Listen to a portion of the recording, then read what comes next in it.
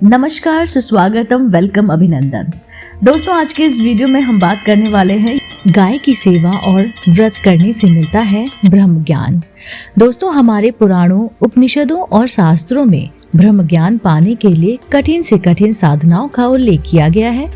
मनुष्य का दिमाग इस गूढ़ रहस्य को समझने में पूरी तरह से सामर्थ्य है, पर सद्गुरुओं की कृपा धन्य है जिन्होंने गाय सेवा का एक ऐसा व्रत बताया है जिस व्रत को करने से आसानी से ब्रह्म ज्ञान को प्राप्त किया जा सकता है। गाय की सेवा के बारे में बताया गया है, बहुत ही अच्छी बातें लिखी गई हैं। गौ माता का स्थान सर्वश्रेष्ठ होता है, इसलिए शास्त्रों में बताया गया है कि माता से बढ़कर गौ माता होती है। दोस्तों, गौ माता का महत्व क्या होता है हमारी जिंदगी में? गरुड़ पुराण में भी बताया गया है कि वैतरणी पार करने के लिए गोदान से अच्छा कोई दिन नहीं हो सकता। श्राद्ध कर्म में भी गाय के दूध की बनी खीर का प्रयोग किया जाता है, क्योंकि गाय के दूध से बनी खीर से पितर तृप्त होते हैं। दूसरी बात जो स्कंद पुराण में बताई गई है वो है कि गौर देवमय और वेद सर्व गोमय है। श्री कृष्ण ने श्रीमद् भागवत गीता में बताया है कि कामधेनु जो गाय होती है वो माता होती है। गायों में कामधेनु सर्वश्रेष्ठ होती है। श्री राम ने वन जाने से पहले त्रिजट नामक ब्राह्मण को गाय का दान किया था। गाय का पौराणिक और धार्मिक पक्ष क्या है? दोस्तों, गुरु वशिष्ठ ने गाय के कुल का विस्तार किया और उन्होंने ही गाय की नई प्रजातियों का निर्माण किया।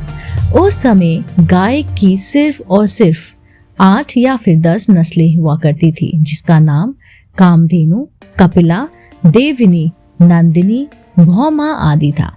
दूसरा, भगवान श्री कृष्ण ने गाय के महत्व की बढ़ोतरी के लिए गाय पूजा और गौशालाओं के निर्माण को बढ़ावा दिया था। तीसरा, भगवान श्री कृष्ण ने बाल्यकाल से ही गाय चराने का कार्य गोपाष्टमी के दिन से आरंभ किया था। चौथा, हिंदू धर्म में बताया गया है कि गाय में 33 कोटि देवी देवताओं का वास होता है। कोटि का अर्थ करोड़ नहीं प्रकार होता है दोस्तों, अर्थात गाय के अंदर 33 प्रकार के देवी देवता का वास होता है। पांचवा है, शास्त्रों और विद्वानों ने बताया है कि कुछ पक्षी और पशु ऐसे होते हैं जो आत्मा की विकास यात्रा के अंतिम पड़ाव पर होते हैं। उन्हीं में से गाय एक है। इसके बाद उन आत्मा मनुष्य योनि में जन्म लेती है। छठा है, यदि बलि के लिए जा रही गाय को छुड़ाकर उसका पालन पोषण और सेवा की जाए तो व्यक्ति को गौ यज्ञ के समान पुण्य फल प्राप्त होता है। सातवां, शास्त्रों के अनुसार बेलपत्र भगवान शिव को बहुत प्रिय होता है। बेलपत्र की उत्पत्ति ही गाय के गोबर से हुई थी। आठवां है, ऋग्वेद में गाय को अज्ञा कहा गया है। यजुर्वेद में गाय को अनुपमेय कहा गया है। अर्थवेद में गाय को संपत्तियों का घर बताया गया है। नौवां, पौराणिक मान्यताओं के अनुसार गाय साक्षात विष्णु का स्वरूप होती है। भगवान श्री राम के पूर्वज महाराजा दिलीप नंदिनी गाय का पूजन करते हैं। दोस्तों, अब बात कर लेते हैं गाय माता का स्वरूप क्या है। जो मनुष्य गौ माता की सेवा पूजा करता है उस पर आने वाली सभी संकट दूर हो जाते हैं। गौ माता के खुरों में नाग देवता का वास होता है। दूसरा, जिस जगह पर गौ माता रहती है वहां पर सांप बिच्छू नहीं आते। शास्त्रों के अनुसार गौ माता के गोबर में लक्ष्मी जी का वास होता है। तीसरा, गौमूत्र में गंगा जी का वास होता है। गौ माता के गोबर से बने उपलों की धूप जलाने से घर, दुकान और मंदिर का वातावरण शुद्ध हो जाता है। चौथा, गौ माता की एक आंख में सूर्य और दूसरी आंख में चंद्र देव निवास करते हैं। गौ माता का दूध अमृत के समान होता है। यह दूध बहुत ही पोषण होता है और सब प्रकार की बीमारियों से बचाव करता है। पांचवा, गौ माता की पूंछ में हनुमान जी का वास होता है। जो मनुष्य तन मन धन से गौ सेवा करता है वह गौ माता की पूंछ पकड़कर वैतरणी पार करता है। चलिए मिलकर सुनते हैं गौ माता की कथा। हमारे शास्त्रों में गाय से जुड़ी एक कथा प्रचलित है। बहुत समय पहले सत्यकाम नाम का एक छोटा सा बालक था। उसके घर में सिर्फ उसकी माता थी जो उसकी रक्षा और पालन करती थी। जब बालक 12 वर्ष का हो गया तब उसने अपनी माता से कहा कि माँ, मैं अब 12 वर्ष का हो गया हूँ, अब मुझे गुरुकुल जाकर वेदों का अध्ययन करना चाहिए।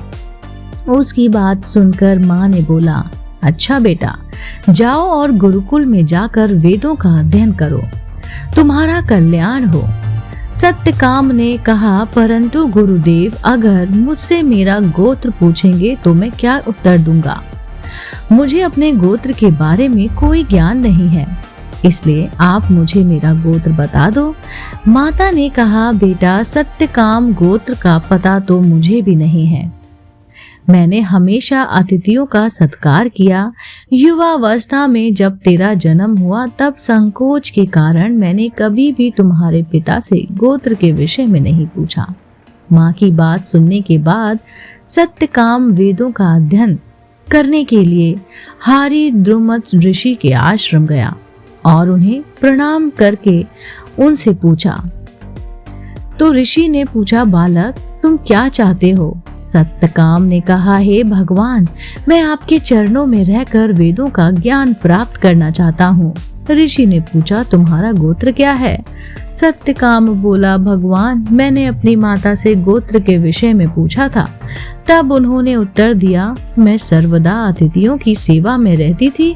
युवावस्था में जब तेरा जन्म हुआ मुझे नहीं पता कि तेरे पिता का गोत्र क्या है। मुझे बस इतना पता है कि तेरा नाम सत्यकाम है और तू मुझ जबाला का पुत्र है। यह सुनने के बाद महर्षि बहुत प्रसन्न हुए और बोला, बेटा, अवश्य ही तू ब्राह्मण है, क्योंकि ब्राह्मणों के अतिरिक्त इतनी सत्य बात कोई भी नहीं कर सकता। तू समिधा लेकर आ, मैं तेरा उपनयन करता हूँ। तू आज से ही सत्यकाम जवाला के नाम से जाना जाएगा। ऋषि की बात सुनने के पश्चात सत्यकाम समिधा लेकर आया। ऋषि ने अपने शिष्य का विधि पूर्वक उपनयन संस्कार किया। उस समय गाय को ही धन के समान माना जाता था, जिससे यहाँ जितनी ज्यादा गाय होती थी वह उतना ही बड़ा श्रेष्ठ होता था। दान, धर्म, शास्त्रार्थ, यज्ञ और सभी देव पुण्य तथा ऋषि ऋणों में गाय का दान ही किया जाता था। ऋषियों के निकट जो शिष्य शिक्षा प्राप्त करने आते थे उन्हें सबसे पहले गाय की सेवा का व्रत दिया जाता था।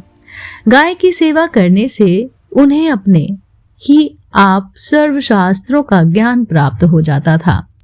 ऋषि हारी द्रुमन ने आश्रम में भी बहुत सारी गाय थी।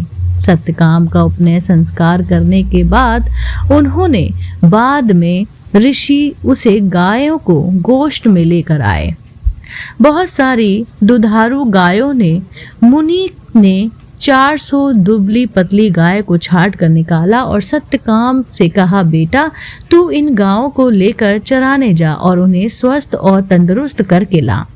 सत्यकाम 12 वर्ष का छोटा सा बालक था। गुरु के अंतर्भाव को जानने के बाद उसने कहा, भगवान, मैं इन गायों को लेकर जाता हूँ और जब तक ये स्वस्थ नहीं हो जाती तब तक मैं लौट कर नहीं आऊंगा। गुरु ने तथास्तु कहकर उसे विदा किया। सत्यकाम उन गायों को लेकर ऐसे वन में गया जहाँ बहुत सारी हरी घास थी और जल पर्याप्त मात्रा में था और जंगली जानवरों का भी कोई डर नहीं था। वह गांव के बीच में ही रहने लगा और हमेशा उनकी सेवा करने लगा। वन में रहकर सभी कष्टों को सहने के साथ साथ गाय के दूध से अपना जीवन निर्वाह करने लगा। सत्यकाम गौ सेवा में इतना मगन हो गया कि उसे इस बात का भी पता नहीं चला कि गायों की संख्या कितनी हो गई है। तब वायुदेव वृषभ का रूप धारण करके सत्यकाम के पास आए और बोले, सत्यकाम, अब हम सहस्त्र हो गए हैं। अब तुम हमें गुरुदेव के आश्रम में ले चलो और मैं तुम्हें एक पाद ब्रह्म ज्ञान का उपदेश करूंगा। यह कहने के बाद धर्म रूपी वृषभ ने सत्यकाम को एक पाद ब्रह्म का उपदेश दिया। सत्यकाम गांव को लेकर गुरु के आश्रम से बहुत दूर चला गया था। 4 दिनों का मार्ग तय करने के मध्य सत्यकाम जहां जहां रुका वहां वहां उसे ब्रह्म ज्ञान की प्राप्ति हुई।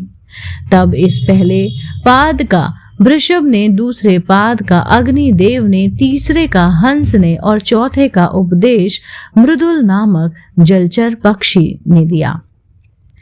गायों की निष्काम भावना से सेवा करने से सत्यकाम परम तेजस्वी और ब्रह्म ज्ञानी हो गया।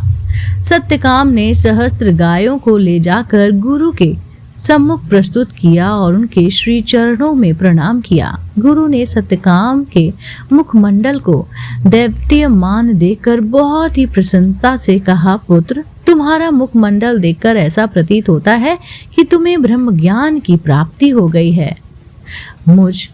तुम मुझे सत्य बताओ कि तुम्हें ब्रह्म ज्ञान का उपदेश किसने दिया?